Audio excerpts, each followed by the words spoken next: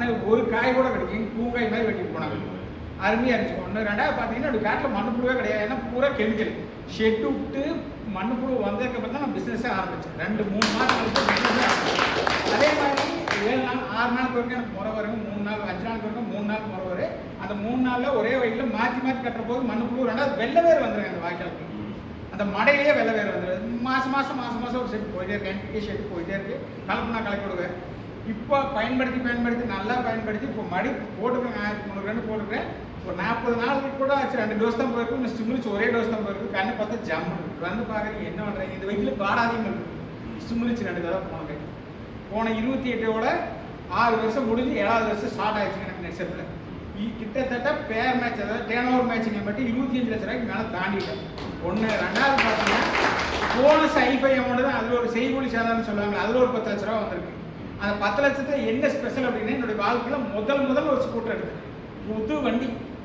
ஏன் அப்படின்னா இதான் சில முதலெல்லாம் இருக்குதுங்க நெட்செட் வந்ததுக்கப்புறம். என்ன ஃபர்ஸ்ட் முதல்னா புது வண்டி எடுத்தவங்க முதல், கடன் இல்லாத புது வண்டி எடுத்தவங்க முதல். ரெண்டாவது பார்த்தீங்கன்னா நானும் என் மிஸ்ஸஸ் ஃபர்ஸ்ட் ஃப்ளைட் ஏறினது ஃபர்ஸ்ட்.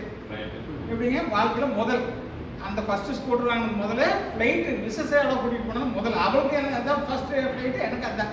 நெட்செட் கிட்டத்தட்ட 6 வருஷம் கழிச்சு அந்த ஒரு வாய்ப்பு. ரெண்டாவது பார்த்தீங்கன்னா வெளியில் போனது, அதாவது மாநிலம்னா பூனை வரைக்கும் தான் போயிருக்கிறேன். அதை விட்டு அந்த பக்கம் போனதே இல்லை. 2 பேர் ஃபர்ஸ்ட் வருஷம் ஃபேமிலியாக போனது அதுதான் ஃபர்ஸ்ட். எல்லாமே நிறையா நெட்செட் வந்து தான் முதல் நிறைய போயிருக்கிறேன். அதனால பார்த்தீங்கன்னா காஷ்மீர் வந்துங்க சொர்க்க பூமின்னு சொல்லுவாங்க. அதெல்லாம் நீங்கள் சொர்க்கமே அங்கே தான் இருக்குது, பூமியே இல்லை அங்கே தான் இருக்குது. நீங்கள் போய் பார்த்தீங்கன்னா இந்நேரத்துக்கு தூரிட்டு இருக்குதுங்க. மழை கோட் போட்டுட்டு தான் போகணும். போட்டோவெல்லாம் பார்த்துப்பீங்கன்னு நினைக்கிறேன். கோட் போட்டுட்டு மழை நேரத்துக்கு தூரிட்டு கடை லைட்டாக தூரு வழுக்குங்க. 3 தடவை விழுந்துட்டேன். நம்ம தோட்டத்திலோடு விழுந்துல அங்கே போய் 3 தடவை ஸ்லிப் ஆயிடுச்சு. ஷூ போட்டு போய் ஸ்லிப் ஆயிடுச்சு. ஒன்றும் மிஸ்ஸஸ் எல்லாம் கூட்டிகிட்டு போனோம் கேட்டீங்க. கம்பெனி மூலியமாக போனதில் பெரிய ஸ்பெஷல் என்ன, நமக்கு எந்த பிரச்சனையும் இல்லை.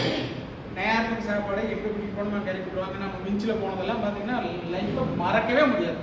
அப்படி ஒரு பனிக்கட்டி கையில் இல்லை. நான் இங்கே பார்த்தீங்கன்னா இதில் கடையில் தான் வாங்கி சாப்பிட்டோம். பனிக்கட்டி கையில் இல்லை அது ஒன்றுங்க. அதே பார்த்தீங்கன்னா எங்கே பார்த்தாலும் செக்யூரிட்டி, எங்கே போனாலும் கண்ணோட செக்யூரிட்டி இருக்கணும். எந்த பயம் இல்லை. எங்கே வேணாலும் கோயிலில் எங்கே வேணாலும் வந்து கூட்டிகிட்டு போன பக்கமெல்லாம்.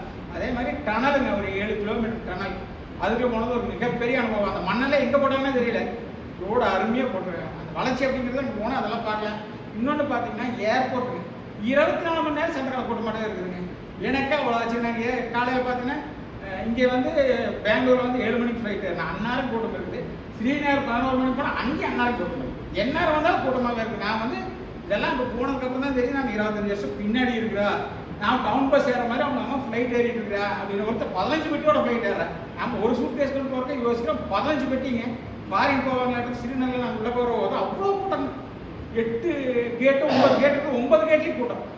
ஒரு ஃப்ளைட் போச்சுன்னா பின்னாடி தான் போயிட்டே இருக்குது. டவுன் பஸ்ஸில் வந்து பாருங்களேன் நம்மளுக்கு அதே மாதிரி போகுது. நம்மளாம் அங்கே போனால் தான் நமக்கு தெரியுது எங்கே இருக்குது அப்படின்னு. நம்மளாம் எவனையுமே காசு பார்க்கறதுல ஒரு காப்பி 140 ரூபா, ஒரு காப்பிங்க ஒரு டீ 140 ரூபா. அதை வாங்கி